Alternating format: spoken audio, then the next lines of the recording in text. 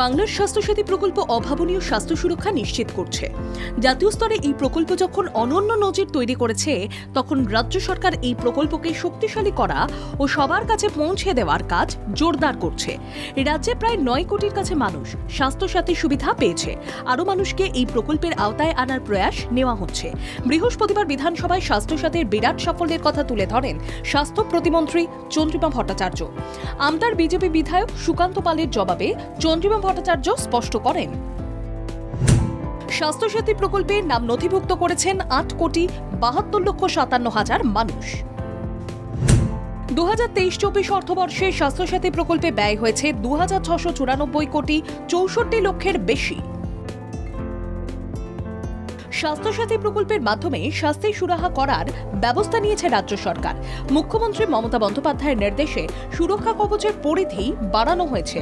বর্তমানে স্বাস্থ্যসাথী প্রকল্পের সুবিধা মেলে 2,914টি হাসপাতালে। যে কোনো অসুবিধায় স্বাস্থ্যসাথী কার্ডে থাকা নাম্বারে ফোন করলে প্রয়োজনীয় পদক্ষেপ করা হবে বলেও জানান চন্দ্রিমা ভট্টাচার্য। এরপরই স্বাস্থ্য প্রতিমন্ত্রী চন্দ্রিমা ভট্টাচার্য তুলে ধরেন কিভাবে রাজ্য সরকার অর্থ বরাদ্দ বাড়িয়ে সমাজের সর্বস্তরের মানুষকে সুবিধা করে দেওয়ার চেষ্টা চলছে।